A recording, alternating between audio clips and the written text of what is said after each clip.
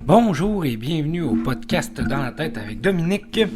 Aujourd'hui, ça va être les blessures de trahison. Comment ça se décrit un peu la blessure de trahison? Ben, c'est subir ou faire une trahison. Tu sais, c'est subir ou faire à quelqu'un une trahison. Puis, il y a plusieurs façons différentes de le faire. C'est aussi de cesser d'être fidèle à quelqu'un ou à une cause. C'est le contraire. Le contraire est de garder ses engagements, être loyal et dévoué. C'est souvent vécu par le parent du sexe opposé, avec le parent. La relation de l'enfant et le parent du sexe opposé est parfois trop grande, ce qui affecte les relations dans le futur. Dans le sens où ça se peut que ce soit parce que il y ait beaucoup trop de fusion avec le parent du sexe opposé. Ils sont trop proches l'un de l'autre. Puis là, tu sais, j'irai pas dans ces explications-là, mais tu sais, dans le livre, ça expliquait beaucoup le complexe d'Oedipe, là, mais j'irai pas là-dedans, là. Vous pouvez aller voir sur Internet, là. Ça s'explique quand même assez bien, mais il parle beaucoup de ce complexe-là qui est mal résolu, qui est pas résolu pantoute, ce qui va créer cette espèce de sentiment de trahison-là. Ils compareront, tu sais, quand ils vont devenir adultes là, ou adolescents, là, ils vont comparer ou auront des attentes qu'ils n'ont pas vécu avec le parent du sexe opposé, avec le partenaire actuel. Ce que ça veut dire, c'est ils vont avoir des partenaires dans le présent, mais ils vont avoir des attentes tellement élevées où ils vont comparer constamment avec leurs ex et avec leurs parents et ainsi de suite, que ça sera pas une bonne relation, tu sais, rendu là. Ça va amener beaucoup de frustration, de mésentente, de conflits ou de non-dits. Sexuellement, ils se retiendront pour ne pas se faire avoir par l'autre. Tu sais, il va y avoir des gens qui vont pas donner de sexualité parce que ils vont penser que s'ils en donnent, ils vont se faire avoir. Tu sais, il veut juste du cul, c'est ça, il m'aime pas. Tu sais, ils vont se construire un espèce de dialogue, d'un discours comme ça. L'enfant va essayer par tous les moyens d'être spécial pour le parent. Donc, une fois adulte, qu'est-ce qui arrive? Ben, les gens essayent d'être spécial pour les autres. Il se sent trahi chaque fois qu'une promesse n'est pas tenue. Il vit cette trahison dans les connexions amoureuses et sexuelles le plus souvent, quand il est adolescent puis adulte, là. L'enfant sent une trahison chaque fois que le parent du même sexe trahit l'autre, comme si cela lui arrivait à lui, personnellement. Donc, il peut vivre facilement, personnellement, chaque petit irritant, il le prend personnel. Hein. Peut arriver lorsqu'il y a l'arrivée d'un autre enfant aussi. Tu sais, l'enfant peut se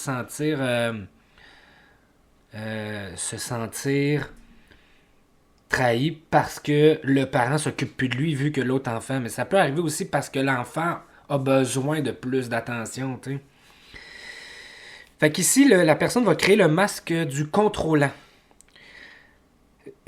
Puis, tu sais, c'est veiller à bien respecter. Il va veiller à bien respecter ses engagements, à être fidèle et responsable ou pas, ou pour que les autres gardent leur engagement. Ça va être ça, ils vont contrôler ça.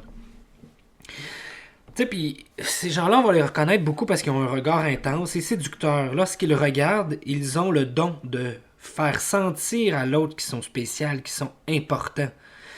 Ils voient tout rapidement, dans le sens où ils voient les choses arriver quand même assez vite. Là. Ils sont capables en un claquement de doigts, de voir les situations se dérouler là, quand même assez vite. Le regard peut aussi être sur la défensive, donc il peut devenir intimidant et mettre l'autre à distance. Juste dans le regard, on peut voir que ça crée une distance. Il se protège pour ne pas montrer sa faiblesse, sa vulnérabilité ou son impuissance. Pour lui, il est important d'arborer leur force et leur courage, très exigeants envers eux-mêmes, veulent montrer aux autres ce dont elles sont capables. Je suis bon. Tout acte de lâcheté, ça égale une trahison pour eux. Il ne veut pas voir qu'ils sont trahis, donc il peut mentir pour s'en sortir. Il y a le plus d'attentes, c'est lui qui a le plus d'attentes envers les autres. Ont pour but de vérifier s'ils font bien ce qu'ils disent et ce pour voir s'il peut faire confiance. Fait que tu sais, ici, si tu dis que t'appelles à 8h15 puis t'appelles à 8h20, ça se peut qu'ils soient pas contents. Fait que des affaires là même. Ils ont une forte personnalité, ils affirment ce qu'ils croient avec force et s'attendent à ce que les autres adhèrent à ses croyances. Il se fait rapidement une opinion sur les autres ou situations et croit qu'il a raison, tu sais. Dit son point de vue de manière catégorique et veut convaincre les autres. Il va demander aux autres s'ils ont compris. Tu sais, souvent, ils vont dire à la fin de chaque chose As-tu compris? As-tu compris? Tu sais, les parents font ça souvent. Hein? Il croit que si l'autre le comprend, donc il est d'accord avec lui. Puis ça, c'est difficile, là. C'est comme si l'autre, ok, tu me comprends, donc tu es d'accord automatiquement avec moi. Mais comprendre quelqu'un, ce n'est pas être d'accord avec. Puis je vais donner l'exemple, tu sais, des fois, souvent, en fait, quand tu parles à quelqu'un, puis on apprend ça aussi dans nos cours, mais on apprend aussi à pas tout le temps juste utiliser ce mot-là.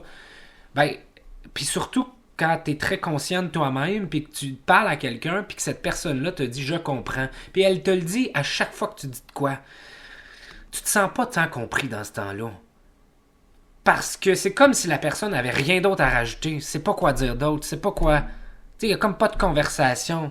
C'est comme pour dire juste, hey, je t'écoute, là, mais je m'en. Tu sais, pis ça donne un peu l'impression que l'autre s'en calisse. Là, j'ai sacré, je m'excuse. Mais tu sais, c'est comme si l'autre s'en foutait. Fait que, petit conseil comme ça, je dirais que. On peut dire le mot je comprends une fois ou deux sur certaines affaires, mais il faut ajouter quelque chose. Parce que les gens, peu importe la blessure qu'ils vont avoir, vont comprendre que si je comprends, on va adhérer à leur point de vue, puis ce n'est pas tout à fait le cas. Tu sais, parce que je l'ai vu aussi dans des intervenantes, dire à des gens qui aident, tu sais, je comprends, puis ils ajoutent rien. Fait que les gens pensent qu'on est d'accord avec eux. Fait que, tu sais, j'ai entendu à un moment donné que c'était pour des services d'aide différents. Puis que là, il y en a un qui se plaignait un peu de l'autre service. Puis l'intervenante faisait juste dire « je comprends ». Fait que la personne aidée, elle a compris que il avait raison de penser ça. Puis il l'a remis dans la face de l'autre personne. En disant « l'autre intervenante, là, elle pense comme moi ». Fait que tu sais, c'est difficile pour ces gens-là, les gens qui ont la blessure de trahison, parce qu'ils veulent être compris. Fait que de se faire dire je comprends, ben pour eux, c'est automatiquement ben t'es d'accord avec moi quand c'est pas le cas. Fait que pour quelqu'un qui est conscient de cette blessure-là, puis se fait dire souvent je comprends, il sait en maudit que l'autre est pas d'accord pantoute avec, là. Ben il a plus l'impression, mettons, qu'il est pas d'accord, tu sais, il fait juste on est compréhensif, mais ça veut rien dire, tu sais. Fait que c'est ça que je dis. Lorsqu'ils sont en présence de personnes plus rapides ou plus fortes, ils vont se retirer. Ils vont garder leur carapace plus. Ils vont pas montrer leur personnalité s'il y a quelqu'un qui a une personnalité plus forte. Il est rapide dans ses actions. Ils le comprendront ou vont vouloir comprendre rapidement les choses. Il a de la difficulté lorsqu'on prend trop de temps pour expliquer ou raconter quelque chose. Il va vouloir que tu lâches le contexte là, puis va droit au but. Il interrompt souvent les autres et répond avant que l'autre termine une phrase des fois. Cependant, si quelqu'un lui fait, il va se fâcher. Si la personne se fait, mettons, je prends moi, moi je pourrais interrompre l'autre souvent, mais si l'autre m'interrompt, je vais me dire, hey, laisse-moi terminer ou je vais me fâcher après. Ce qui n'est pas nécessairement correct non plus, tu sais. Il faut... Tu sais, une conversation, des fois, ça peut être correct de... En tout cas, dans une conversation normale, des fois, on passe du coq à l'autre. On converse, on passe d'un sujet à l'autre, on a des choses à dire, puis c'est normal. Mais tu sais, pour eux, ça va être très difficile parce que laisse-moi terminer mon point. Ils ont beaucoup de talent et s'exécutent rapidement sur les choses. Ils ont peu de patience. Exemple, la voiture qui roule lent devant eux, ils vont Ils vont se mettre en colère, ils vont vouloir les dépasser. Fait que, tu sais, ça, on le voit beaucoup là, sur les autoroutes ou juste à une lumière. Là. La lumière verte, ça prend même pas une seconde. La personne te klaxonne en arrière. T'as même pas. Tu l'as vu, là, t'étais même pas distrait, puis t'as juste eu de la misère. T'avais juste pas encore pesé sur le gaz, puis la personne est déjà impatiente. Le parent contrôlant sera exigeant avec les enfants et cela doit être rapide aussi. Ils vont être exigeants, ils vont avoir des hautes exigences envers eux, mais ils vont aussi être « Ah ouais, fais-le plus vite, ah ouais, fais-le plus vite ». Trop lent et imprévu, ça égale colère et agressivité pour eux. Pour changer les règles, ils peuvent changer les règles pour que cela les avantage eux-mêmes. Puis pour eux, agressivité, ça égale affirmation et ça veut aussi dire se laisse pas marcher sur les pieds. C'est une blessure qui a la plus... C'est la blessure qui a le plus de haut et de bas dans les émotions, dans l'humeur. Ils voudront guérir, mettons, d'une maladie le plus rapidement possible quand ils sont malades, parce que pour eux, c'est un imprévu dans leurs attentes. On n'a pas le temps là, de niaiser avec ça. Ils ont vraiment beaucoup de la misère à s'arrêter, à ralentir. Ils vont avoir des difficultés beaucoup avec le moment présent. Aiment arriver en avance, n'aiment pas les retards, ils sont impatients. Difficulté à montrer comment faire aux autres quand les autres sont lents. Ils vont se fâcher rapidement. Aiment tout faire par lui-même, puis ils ont leur façon de faire. Il n'a pas de temps à perdre. La fiabilité est importante, sinon la blessure se réactive. Il faut que les personnes soient fiables. Préfère tout faire avant d'avoir le droit de paresser. Dans le sens où toutes les obligations vont être faites, puis après ça, tu peux rien faire. Pour eux, dans leur tête, si tu fais une tâche, puis que tu te donnes un droit d'arrêter, puis que tu recommences, puis tu te redonnes un droit d'arrêter, puis tu recommences, pour eux, c'est de la paresse. Puis c'est pas être fiable. Fait qu'ils ont de la misère avec ça. On fait tout ce qu'on a à faire, puis après ça, on peut juste paresser. Puis je donne l'exemple, mettons, on est un samedi matin ou un dimanche matin, on va tout faire en avant-midi, comme ça, on a tout le reste de la journée pour rien faire. Puis, pour faire d'autres choses aussi, mettons, là, mais... Fait que pour eux, c'est très difficile, ça. Aiment que les autres sachent ce qu'ils ont accompli, puis comment il a fait pour... c'est comment il a fait ses accomplissements, puis combien de fois ils ont accompli des choses. Il veut qu'on lui fasse confiance, mais a de la difficulté à avoir confiance aux autres. Fait que ici, on revient à ce que j'ai dit dans un dernier podcast, tout commence de soi. Donc, si moi-même, j'ai pas confiance en moi-même puis aux autres, ben, je vais attirer que des gens autour de moi qui ont pas confiance en soi et qui ont pas confiance aux autres. Parce que toujours le miroir de l'autre, tu sais. Ils vont avoir une résistance à se confier. Il craint que cela se retourne contre lui. Ils vont souvent ajouter leur grain de sel à ce que les autres racontent. Il aime aider les autres car il croit que sa façon est la plus efficace et c'est la meilleure. Il est très sensible, mais il va pas laisser paraître qu'il y a une sensibilité. Il va vraiment tout faire pour la cacher. Lorsqu'il se fait reprendre par quelqu'un, il ne se sent pas bien. Il n'aime pas être surveillé pendant qu'il travaille, pendant qu'il fait ses tâches. C'est comme s'il perdait un peu ses moyens ou il va un peu se fâcher. Fait qu'ici, on s'entend, hein? Il se fâche souvent. Difficulté avec l'autorité, car il croit que cela est pour le contrôler. Mais lui-même est très autoritaire, puis il s'en rend pas compte. Il admet difficilement ses peurs. Il faut pas parler des faiblesses. Dit je suis, tu sais, puis ils ont souvent une phrase, puis bon, ils vont souvent dire aux autres qui n'ont pas besoin d'aide, je suis capable de le faire. Hey, je suis capable de le faire. Hey, je suis capable de le faire. Laisse-moi faire. Puis ils veulent aussi que ce soit fait à leur façon. Fait que s'ils travaillent en équipe avec les autres, ils vont comme un peu imposer leur façon parce que c'est toujours la meilleure, là.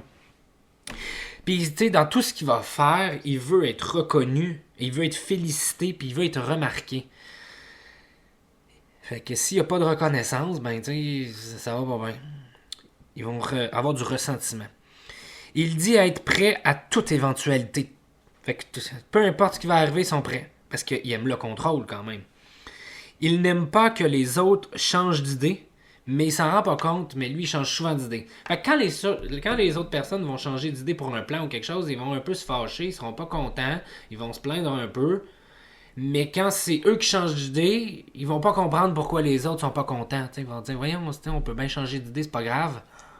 Fait qu'on- on comprend un peu dans ce concept-ci que ils sont très centrés sur eux. Ben, en fait, dès que tu as une blessure, tu es centré sur toi-même. Là. Mais là, c'est quand même assez ouvert. On te le dit, puis je te le montre. Ils vont déformer la réalité pour que ça les avantage. Ne veut pas rapporter les comportements des autres. Dans des emplois, souvent, il faut rapporter un peu des choses, là, parce qu'il y a des choses qui sont inacceptables, ou il y a des choses qui sont mal faites, ou il faudrait, en tout cas.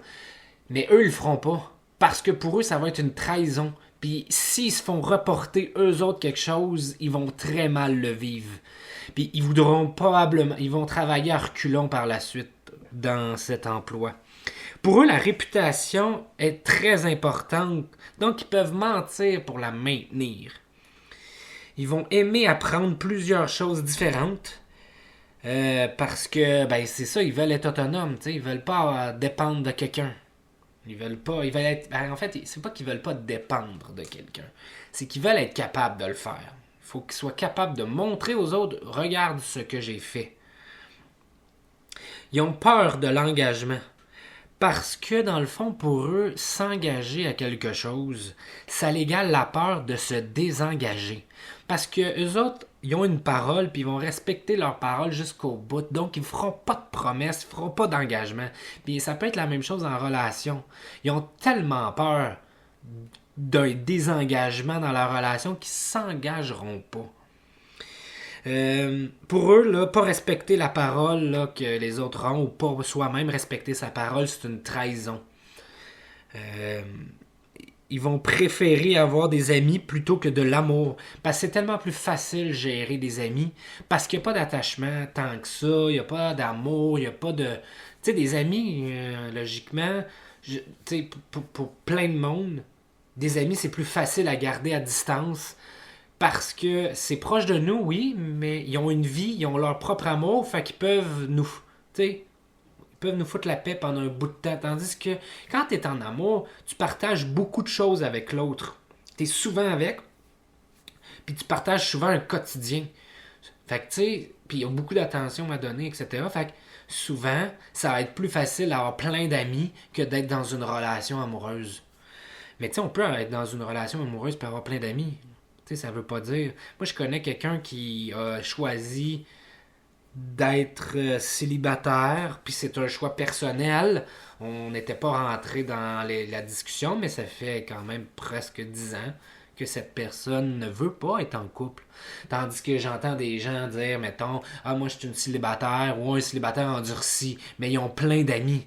Mais c'est parce que il y a aussi une forme de je ne suis pas capable d'être dans un engagement de couple parce que plein de choses, tu sais, il peut y avoir plein de raisons, on peut pas, tu sais, tout peut être une bonne raison de ne pas être en couple, mais tu sais, pour la personne qui a une blessure de trahison, ça va être surtout le désengagement de la relation, que ce soit vers soi ou que ce soit vers l'autre. Parce que quand tu es en relation de couple amoureux, il y a quand même beaucoup de promesses. Il y a quand même beaucoup d'engagements différents que juste l'engagement d'être en couple. T'sais. On a beaucoup d'engagements, fait que ça en fait beaucoup à respecter. Puis ça, c'est surtout avec le sexe opposé. Hein. Ils vont avoir que le même sexe, mais aujourd'hui, ça ne veut plus nécessairement dire tant que ça, là, mais ils vont surtout avoir beaucoup d'amis du sexe opposé. Il se sent plus en confiance quand que c'est des amis, justement. Il sent plus de confiance dans ce temps-là. Une des plus grandes peurs des gens avec la blessure de trahison, c'est la dissociation. La dissociation, c'est pas se dissocier de soi-même nécessairement, mais c'est comme un peu le désengagement. de quelque chose, c'est qu'ils vont sentir une dissociation. Et là, on rentre dans la relation. Ça va être les personnes qui vont vivre le plus difficilement les séparations de couple. Parce que c'est une dissociation. Il y a une brisure, il y a une cassure.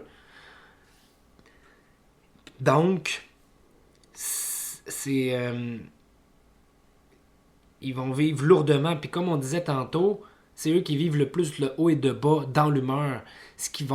Donc, quand ils aiment quelqu'un, ils aiment fort quelqu'un, mais quand que ça se termine, ils vont vivre une peur intense, puis ils vont vivre une tristesse intense, mais ils peuvent revenir rapidement quand même dans une autre émotion. Ils vont s'attirer des partenaires qui ne sont pas libres de s'engager. Pour eux, c'est une manière de s'empêcher eux-mêmes de s'engager. Puis là, on parle pas ici juste de personnes qui sont déjà en couple. On parle aussi des gens qui sont émotionnellement pas disponibles. Tu sais, le nombre de personnes qui vont terminer une relation de couple puis se mettre dans une nouvelle relation, se mettre dans des nouvelles aventures déjà redatées. En premier lieu, tu peux pas avoir fini une relation de 4 ans, de 8 ans, de 10 ans, puis après 3 mois, partir en date, puis reconstruire quelque chose. Parce qu'émotionnellement, t'en as beaucoup à accepter, à passer.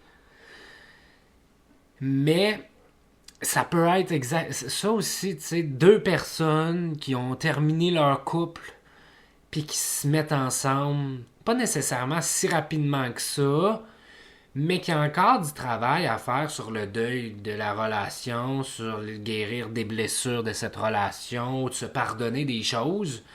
Je dis pas que ça peut pas être fait quand même, une relation de couple, mais parfois on va s'attirer ce genre de relation-là parce qu'on va se comprendre. Mais émotionnellement, les gens sont émotivement, sentimentalement, sont pas libres. Tu sais, fait que ça fait un peu partie de la game, c'est difficile. Je pense profondément que quand on est dans cette situation-là, si on est avec une personne qui est significative en relation, qu'on s'est mis, qui a une complicité, qui a beaucoup d'intérêts communs, qu'il y a quelque chose d'une connexion entre les deux, je pense que le travail de se pardonner le passé, de faire le deuil du passé peut se faire avec la personne quand même. Mais pour plein de monde, c'est tellement difficile qui préfèrent complètement tout séparer, puis catégoriser, puis se mettre loin d'une nouvelle relation, tout simplement par peur de rebriser ça, ou par peur de recommencer comme avant, par peur de... Il peut y avoir 1 million de peurs, mais je pense que quand tu construis une relation, dans cette relation-là, c'est d'être capable de communiquer justement comment je suis en train de me sentir dans ce qui se passe. C'est quoi mon cheminement en même temps, puis d'être capable les deux de nommer et d'accueillir ce que l'autre a à dire, tout en nommant, tu sais, dans le dernier podcast, j'en ai parlé un peu, là, mais vous voyez ici, tu sais, on ajoute la caractéristique que des fois, on n'est pas disponible. Mais tu sais, je veux dire, on n'est pas disponible émotionnellement, ça peut arriver dans n'importe quelle situation de vie. On peut être en quête d'identité, on peut être en deuil d'une mort de quelqu'un, ou d'une job perdue, ou de rêves brisés. On rêve d'avoir un enfant, puis ça marche pas, tu sais, je veux dire, on devient émotionnellement souvent indisponible, mais l'autre est là, tu sais. On peut très bien pas savoir qui qu'on est ou pas complètement se comprendre, chercher à travers différentes façons de se comprendre soi-même, de se chercher, de trouver des réponses, tout en étant avec quelqu'un d'autre, parce que l'autre est un miroir de nous-mêmes aussi. Nous, on se cherche dans notre propre tête, on fait des activités, on découvre des choses, on essaie de se comprendre, mais l'autre va nous refléter des réalités qu'on n'aurait peut-être pas vues en discutant ou en étant en relation profonde. Donc, on apprend aussi sur nous de cette façon-là. On ne peut pas juste s'enfermer dans le bois tout seul puis apprendre à se connaître. on peut le faire, je veux dire, une semaine, 2 semaines, on peut le faire une semaine par année, on peut le faire plusieurs fois dans une même année, oui. Mais passer 6 ans, 10 ans de temps tout seul dans le bois à penser à apprendre à se connaître, non. Parce que, inévitablement, on va être confronté par les réalités des autres qui vont nous refléter ces réalités-là de nous-mêmes et de la relation. Ce qui fait que là aussi, on apprend à se connaître, tu sais. Puis tu sais, ça arrive qu'il y a des gens qui n'ont jamais appris à se connaître tout seuls, mais qu'ils ont appris rapidement à se connaître en couple, mais qui se connaissent pas tout seuls. Ça veut pas dire qu'il faut que tu passes plein d'années tout seul de ta vie pour te comprendre. Tu peux quand même être dans d'autres relations puis faire ce processus-là. Mais quand on a des blessures profondes, ça devient difficile parce qu'elles sont réactivées, tu sais. Fait qu'il y a comme plusieurs choses à faire en même temps. Je m'excuse, on va revenir. C'était une parenthèse, on va revenir aux dernières caractéristiques. La blessure en fait, le masque de contrôlant peut se développer, en fait, pour cacher celle de l'abandon. Parce que la blessure d'abandon se développe avant celle de trahison. Là. Je suis pas entré dans ces détails-là. Vous pourrez aller vous informer, mais il y a des... Ça reste dans le jeune âge que ça arrive, mais ça se développe tout au long de la vie. Donc, il y a des gens qui ne veulent tellement pas ressentir l'abandon, se sentir faible, se sentir vulnérable, qui vont développer des comportements contrôlants pour cacher cette vulnérabilité-là, pour se protéger. Fait que là, on a deux masques à la fois. Hein?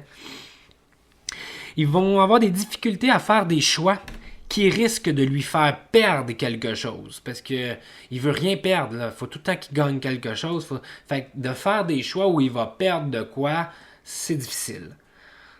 Ici, on comprend que chaque blessure a de la misère à faire des choix, hein? Mais pour des raisons différentes. S'il est sûr de lui-même, il fera un choix rapidement. Là, ça va être très spontané. Vous allez voir, tu veux tout ça ou ça? Ça va être rapide. Mais s'ils ne savent pas, ça peut être très très long. Pour eux, être renié de quelqu'un, ça égale une trahison. T'sais, juste quelqu'un qui te parle plus ou qui te ghost, trahison. Ça prend pas grand-chose. Hein? N'aime pas, mais le fait. C'est ça. Ils n'aiment pas ça, mais ils le font constamment. Ils renient les gens sans arrêt. Ils les mettent de côté, ils leur parlent pas pour une petite raison. Ils haïssent se faire, mettons, renier de quelqu'un ou que quelqu'un leur parle plus, mais eux vont le faire avec tout le monde et avec leurs proches, tu sais. Ils vont facilement tourner le dos si cela ne va pas comme ils le veulent. Fait que tu sais, c'est ça. Ils veulent pas que les autres leur tournent le dos, mais eux vont le faire à la moindre petite occasion. Mais c'est une manière, ça, de se protéger, mais en même temps, ils se protègent pas tant parce que de tourner le dos à quelqu'un, ça réactive la blessure, même si c'est pour se protéger. Dans les problèmes de communication, eux autres, ils vont avoir peur de ne pas pouvoir convaincre l'autre, de se faire mentir ou de passer pour un menteur. Ils vont avoir peur de la colère de l'autre ou de sa propre colère. Ils vont avoir peur de se confier, de montrer sa vulnérabilité, de se faire manipuler ou être obligé de s'engager.